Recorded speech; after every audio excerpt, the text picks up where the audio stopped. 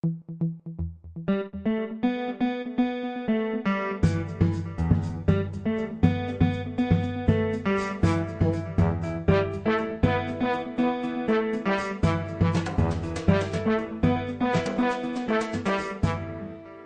amis auditeurs, vous écoutez Radio des Sans-Voix dans sa rubrique Revue de presse pour le mois de septembre.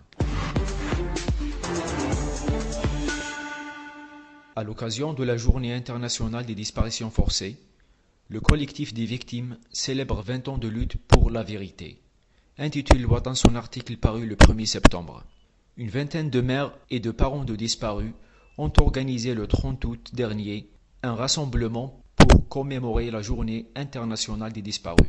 Soutenu par des militants du UFFS et de Jil Jadid, le rassemblement à la place du 1er mai était une action réussie malgré l'importante présence policière.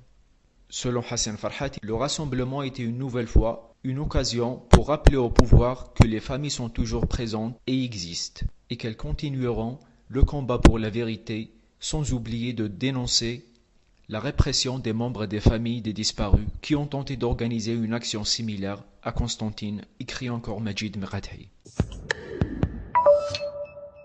Membre de l'instance présidentielle du FFS, Ali Laskari lance un appel aux jeunes pour s'impliquer en politique.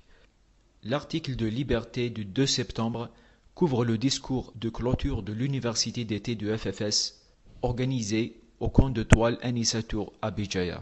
Ali Laskari appelle les jeunes pour s'impliquer davantage dans ce qu'il qualifia de combat démocratique contre un système qui marginalise la jeunesse et qui n'offre aucune perspective d'amélioration.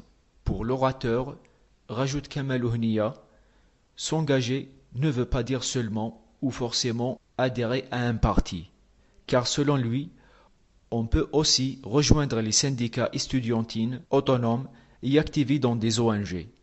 Dans le même sillage, il demanda aux jeunes d'imposer leur propre agenda politique et leur choix d'avenir au gouvernement, en donnant en titre d'exemple le combat de M. Hussein Ait Ahmed et ses camarades qui n'avaient alors, en 1940, à peine les vingtaines d'années. Les Nations Unies adressent des observations négatives au gouvernement algérien, écrit le Khabar du 2 septembre. La commission onusienne salue les réformes portées par l'État algérien visant à améliorer et rénover son système juridique, mais s'inquiète aussi des décisions unilatérales quant à la désignation des magistrats par décret présidentiel, et cela suite aux suggestions du ministre de la Justice. L'instance indique que ces opérations de réforme juridique doivent être accompagnées par la révision du Code 0411 datant de septembre 2004, afin de garantir une nomination indépendante des magistrats et des procureurs qui mettra plus de transparence sur le processus de tri selon les capacités des candidats. La commission adressa dans un ton impératif au gouvernement algérien une suggestion de réforme pour garantir une supervision efficace de la part des magistrats sur les lieux de détention pour garantir la libération sans condition des personnes arbitrairement incarcérés, ainsi que le respect des délais de détention de 48 heures et le droit de visite libre et non contrôlée des avocats. Affaire des médecins résidents, des syndicats de la santé déplorent l'absence de volonté de négocier. Pour le président du syndicat national des praticiens de santé publique, SNPSP, le constat est amer, et que la décision du gel du mouvement de grève des médecins résidents et la reprise de l'activité hospitalière devait être suivie par la relance des négociations et des discussions. Chose qui n'était pas faite, regrette le docteur Lias Marabat. Le professeur Rachid Belhadj, membre du syndicat des enseignants-chercheurs hospitalo-universitaires, considère que cette question est un problème qui a trop duré, soulignant que la grève des médecins résidents était marquée par un arrêt de scolarité de 8 mois et que les chefs de service, habilités à valider ou pas l'année scolaire de résidents, sont pour la majorité contre la validation de l'année des grévistes.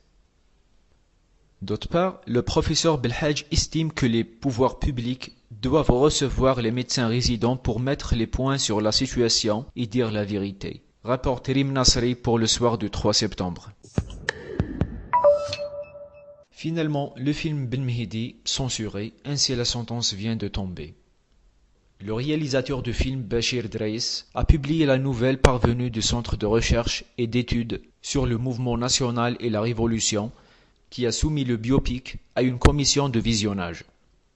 Contacté par Liberté, le réalisateur s'est dit choqué et vexé par la décision. Il indique aussi que les auteurs de la lettre étaient mécontents du film car il n'y a pas assez de violence et de torture et qu'ils ont mentionné que le biopic était assez politique. Concernant le droit de regard du ministère des Moudjahidines, le réalisateur signale qu'ils sont coproducteurs et possèdent seulement 29% des parts. Bachir Drais informe que l'affaire sera portée devant le tribunal et rajoute que c'est un film indépendant et non une demande du ministère. Et en censurant Ben Mehdi, il touche à notre liberté d'expression, rapporte Hanna Menasriya pour Liberté. L'association Raj a invité des participants et des experts en questions économiques, des associations de chômeurs et des étudiants à croiser leur vision autour de la problématique de l'emploi en Algérie. Raj a organisé de 30 août au 1er septembre dernier, au niveau de la station balnéaire de Tichy, son université d'été dédiée au syndicaliste Martyr Aïssetidir, membre fondateur de l'UGTA. Un riche programme de conférences, de tables rondes et d'ateliers animés par des acteurs associatifs, politiques et syndicaux, qui ont débattu la thématique de la jeunesse et la politique de l'emploi. L'association a pointé du doigt l'instabilité politique chronique et les crises multiformes que vit le pays. Des débats vifs mais toujours très riches ont ponctué les conférences et les ateliers animés par Moradou Chichi, Bahidjeddine Hchmaoui, Khoudir Madani, tous trois enseignants universitaires. Pas seulement, autre Al-Qadi Hassan, journaliste économique, Elias Marabat, président du syndicat national des praticiens de la santé, ainsi que Aybek Abdelmalek, coordinateur de la CNDDC. Rapporte Jamal Alilet pour le Watan du 1er septembre. 13 ans après l'adoption de la Charte pour la paix et la réconciliation nationale le 29 septembre 2005, et après la reddition de milliers de terroristes, des stigmates de cette guerre sont toujours présents. Les responsables civils et militaires soutiennent depuis plusieurs années que le terrorisme est vaincu et que ce qui en reste n'est que résiduel. Maître Santini affirme que le processus de réconciliation s'est déroulé positivement et que la solution était menée en dehors de toute intervention étrangère. Et ce par une philosophie qu'il n'y ait eu ni vainqueur ni vaincu. Militant de l'association SOS Disparus, M. Hassan Farhati critique la charte et appelle à mettre en place une commission indépendante pour dire la vérité aux familles des disparus, qui cherchent depuis des décennies à connaître le sort de leurs proches. Il demande aussi l'ouverture des charniers et des tombes sous X qui sont au nombre de 3300 pour identifier les victimes. À cela répond Maître Santini que l'État doit reprendre la main pour trouver une solution au dossier en suspens et parfaire la politique de la réconciliation. Écrit Kamel Aimer pour le journal Le Temps du 27 septembre. Les robes noires en colère. Une réunion extraordinaire de l'ensemble des représentants des ordres régionaux des avocats est prévue pour le 5 octobre prochain. L'affaire de Maître Nourdine Ahmin et après son acquittement par le tribunal criminel de Gardaya pour outrage à corps constitué ne semble pas connaître une fin.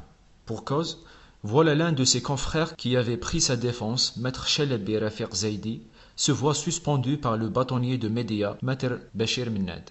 Ce dernier a justifié son geste par le fait que Maître Chalabi avait rejoint le collectif d'avocats ayant pris la défense de Maître Ahmin, ce qui constituait selon lui une faute grave.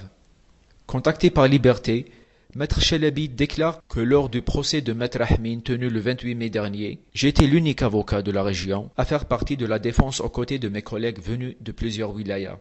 Et à ma grande surprise, je viens de recevoir une décision de suspension de mes activités. Je refuse cette décision abusive et j'estime que le bâtonnier a outrepassé ses limites. Par ailleurs, Maître Abdelhafid Tamert, membre du bureau d'Alger et président de l'Association nationale des jeunes avocats algériens, dénonce la décision de bâtonnier de Médéa et la considère unique au monde. avant d'annoncer la tenue d'une réunion extraordinaire prévue pour le 5 octobre prochain à Alger, où il sera question de mettre en œuvre une cellule de veille permanente qui se chargera de suivre toute forme de pression et d'abus dont ferait l'objet tout avocat à l'échelle nationale. Écrit Kamel Ouhniya pour Liberté du 29 septembre. Amis auditeurs, merci pour l'attention que vous avez prêtée. C'est la fin du numéro de la rubrique pour ce mois.